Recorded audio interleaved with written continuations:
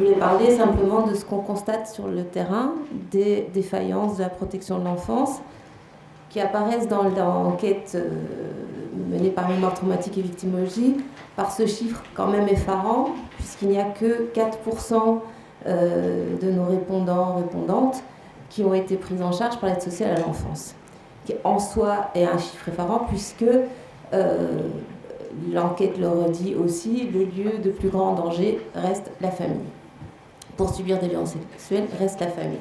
Alors, très très vite, au pas de course aussi, je vais essayer de vous dire quelques-uns de ces dysfonctionnements. Le premier, c'est l'absence de dépistage systématique des violences sexuelles, alors qu'il y a souvent une solution de continuité entre les autres violences et les violences sexuelles.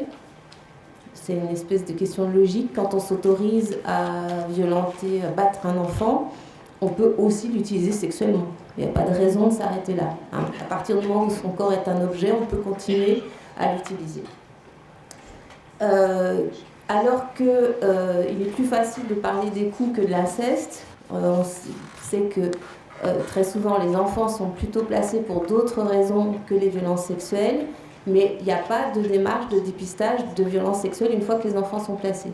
Alors que placés, c'est parfois leur première expérience de protection, et peut-être que là, ils pourraient oser enfin répondre aux questions qui concerneraient des violences sexuelles.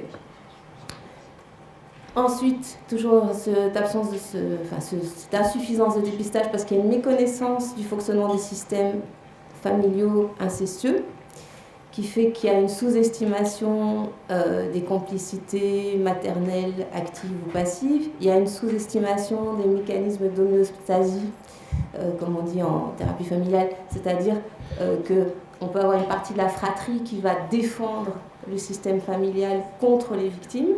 Et si on n'a pas conscience de ces fonctionnements-là, on peut être complètement aveuglé par la mécanique du système incestueux. Et puis bien sûr, parce qu'il y a une méconnaissance généralisée du psychotraumatisme et des conséquences, enfin méconnaissance et déni, je dirais, du psychotraumatisme et de ses conséquences, et donc une incapacité à mettre en lien les comportements des enfants, appelés troubles du comportement ou problèmes éducatifs, à mettre en lien ces troubles du comportement et l'éventualité de violence. Quand elles sont connues, parce qu'il y a quand même des situations où elles sont connues, ceci dit, je n'ai pas trouvé sur le site de l'ONED les chiffres des enfants victimes de violences sexuelles protégés par l'aide sociale à l'enfance. Il n'y a pas de chiffres. Enfin, je ne les ai pas trop. Quand ils sont connus, donc les violences sexuelles sont connues, là encore, il y a un certain nombre de défaillances, c'est-à-dire que il y a une grosse méconnaissance et un gros déni des violences sexuelles entre enfants. Dans l'enquête, il y avait 25% des agresseurs qui étaient des mineurs.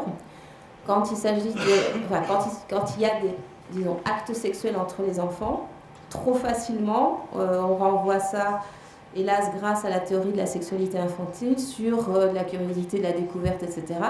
Et on ne s'occupe pas de vérifier la dimension de violence de ces agressions. Or, il y a des agressions sexuelles entre enfants du même âge, entre enfants dont l'agresseur peut être plus jeune, évidemment, entre enfants dont l'agresseur peut être plus âgé. Et voilà, je constate un gros déni de cette violence-là. Un manque de rigueur par rapport à la loi, tout simplement. Parce qu'il y a beaucoup de conseils généraux qui ne trouvent pas utile de transmettre directement au procureur de la République les révélations d'enfants qui leur sont confiées. Je dirais qu'ils confondent les évaluations d'une information préoccupante et une enquête de police. Ce n'est pas leur mission de faire l'enquête de police, et donc il n'y a aucune raison qu'ils se soustraient à la loi de cette manière-là. Quand elles sont connues, donc je disais, là je parlais de violences connues, mais non transmises à la justice. En fait. Quand elles sont connues et transmises à la justice, ou même qu'elles sont, c'est même l'objet du placement, il y a encore méconnaissance et déni des conséquences du psychotraumatisme et de ses effets.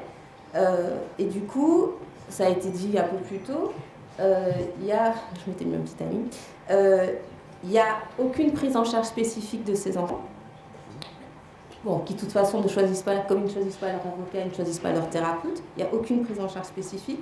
Il y a plutôt une réponse éducative qui est finalement une réponse normative et plutôt culpabilisante, puisqu'on cherche à ramener l'enfant à des comportements plus adaptés. Hein. Le problème, c'est qu'il n'a pas de comportement inadapté. C'est un enfant blessé, traumatisé, qui a surtout besoin de soins. Il y a, ça a été dit aussi, une idéalisation de la présomption d'innocence qui fait qu'on peut maintenir en contact un enfant victime avec son parent auteur tant que la justice n'a pas fait son travail. J'ai une situation actuelle d'un enfant qui a été victime d'actes de torture et barbarie et qui a été voir son tortionnaire au parloir. C'est tout à fait logique. Hein. Et sachant le temps que met la justice à traiter ces affaires-là, l'enfant peut à la limite être majeur quand on dit « Ah bah si, effectivement, le père était coupable, donc effectivement, l'enfant n'est plus obligé de le voir ». Avec tout ce qu'on peut imaginer comme effet sur le maintien des symptômes, l'installation de la mémoire traumatique, les reviviscences, etc. Une idéalisation du lien biologique au détriment de la protection. Je ne vais pas m'étendre, mais ça c'est vraiment quelque chose de constant. Et puis quand ces violences sont vraiment en cours de traitement par la justice, il y a toute la question de la méconnaissance du fonctionnement de la justice pénale et même civile, mais surtout pénale par les équipes socio-éducatives qui s'occupent des enfants, ce qui fait qu'il n'y a aucun soutien particulier, enfin rarement un soutien particulier de l'enfant quand il va au tribunal pour des auditions avec éventuellement des confrontations, des auditions avec le juge d'instruction, les expertises. L'enfant revient dans son foyer, dans sa famille d'accueil. Il n'y a personne qui est capable de lui expliquer pourquoi il a vu telle personne, comment, qu'est-ce qui se passe. Hein, mais il vit ça. L'enquête a montré que les victimes adultes, en tout cas, vivent très très mal les procédures. Les enfants sont laissés la plupart du temps seuls avec ces vécus-là. Évidemment, un défaut d'explication, parfois tout simplement parce que les adultes eux-mêmes n'ont aucune idée de la façon dont ça fonctionne. Et tout ça, donc,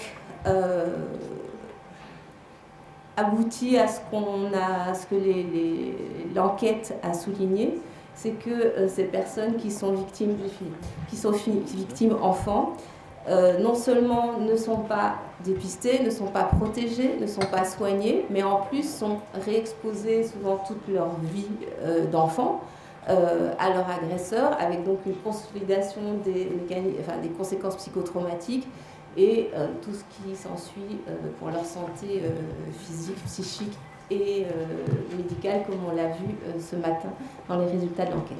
Voilà, j'arrête.